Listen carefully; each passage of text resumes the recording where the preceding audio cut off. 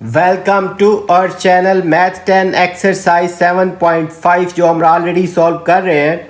Exams के लिए important exercise है।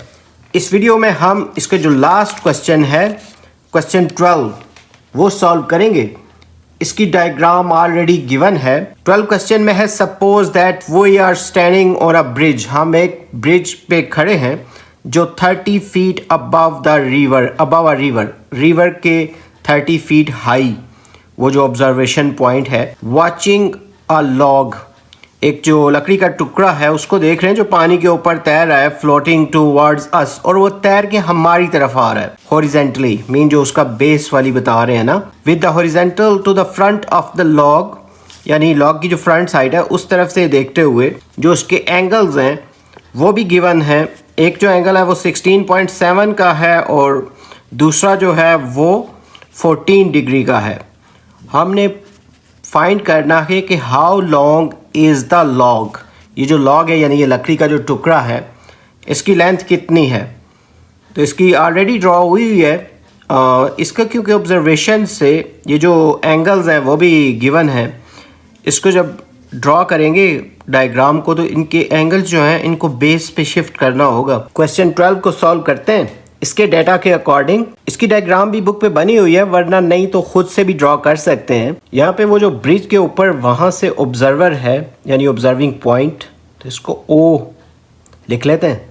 वैसे लिखा भी हुआ है डायग्राम में यही पॉइंट ना, और ये इसकी हाइट जो है ये भी गिवन है 30 मीटर्स। यहाँ पे 90 का एंगल क्रिएट हो रहा है और यहाँ पे सी रख लेते हैं, यहाँ बी और यहाँ पे ए। आप किसी भी तरीके से नाम रख सकते हैं, लेकिन इसकी डायग्राम ड्रा हुई है। जब ना हुई हो तो आप अपनी मर्ज़ी से कोई से भी नाम रख लें। ये जो परपेंडिकुलर होता है इसके करीब वाला जो एंगल होता है वो लार्जर एंगल होता है, यानी जो 16.7 क्वेश्चन में दिया हुआ है एंगल वो यहाँ पे होगा, और जो दूसरा छोटा वाला एंगल है वो अवे, जो ये परपेंडिकुलर है इससे जो दूर, जो अवे फार होता है ना दूर, वहाँ पे क्योंकि दूर जाते हुए एंगल छोटा होता जाता है, तो यहाँ पे है 14 डिग्री। इसमें सपोज कर लेते हैं जैसे ये बी सी है या सी बी, इसका नाम हम एक्स रख लेते हैं, और ये जो ए बी वाला है इसका नाम हम वाई रख लेते हैं। इसके अकॉर्डिंग पहले ये जो छोटी ट्राइंगल है, ये जो ओ सी बी वाली, ओ सी बी, इसको पहले सॉल्व करते हैं। यहाँ पे इसको मेंशन कर लेते हैं पहले।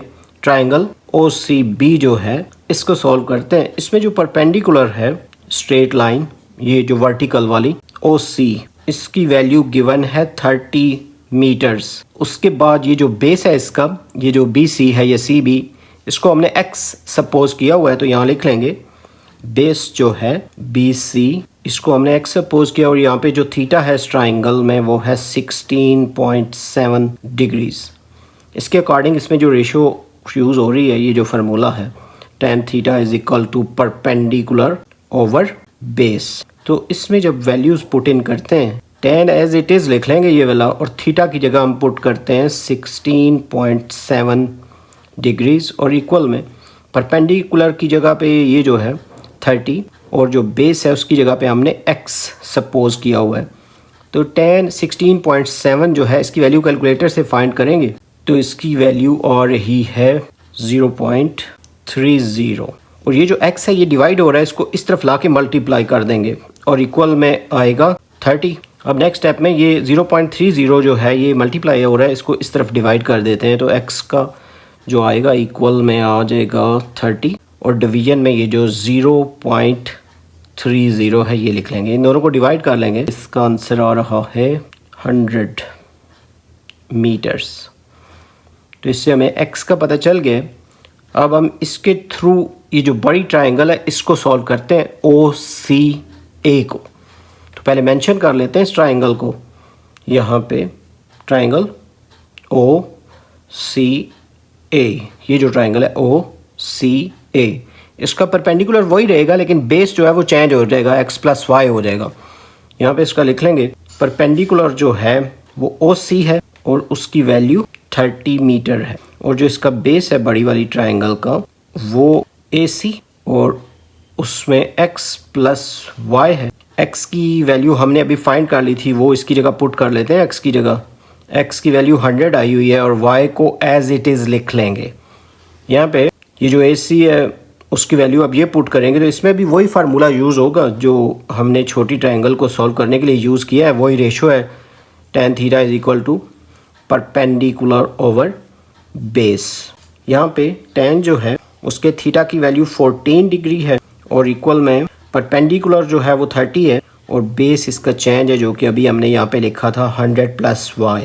tan 14 की वैल्यू कैलकुलेटर से फाइंड करेंगे तो इसकी वैल्यू आ रही है कैलकुलेटर से 0.249 tan 14 की वैल्यू। और ये जो है ये सारा जो डिवाइड हो रहा है इसको इस तरफ मल्टीप्लाई कर देंगे, यूँ लिख लेंगे 100 + y और इक्वल में है 30।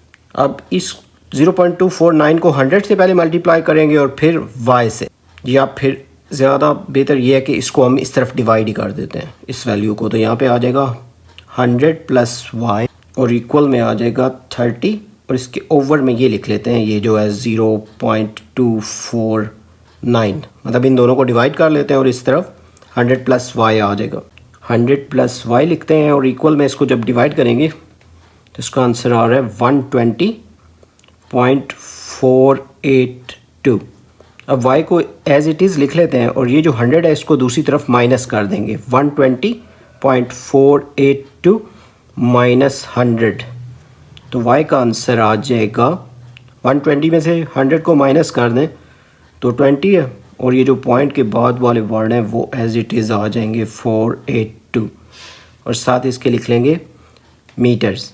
ये जो y है ये जो लॉग था लकड़ी का जो टुकड़ा है पीस, ये उसकी लेंथ है, इसलिए आप लिख सकते हैं साथ यहाँ पे लेंथ ऑफ लॉग जो कि आई है 20.482 मीटर्स। और यहाँ पे ये जो क्वेश्चन 12 है ये भी कंप्लीट हो गया है और ये एक्सरसाइज इंपॉर्टेंट एक्सरसाइज ये भी कंप्लीट हो गई है। उम्मीद है आपको सारे क्वेश्चन अच्छे से समझ आ रहे होंगे। अगर हमारी वीडियोस आपको पसंद आ रही हैं तो हमारे चैनल को सब्सक्राइब कर दें, वीडियोस को लाइक और शेयर कर दें। जल्द न्यू वीडियो में नए लेक्चर के साथ मिलेंगे। आप सब के लिए अच्छी विशेस के साथ हैव अ नाइस टाइम।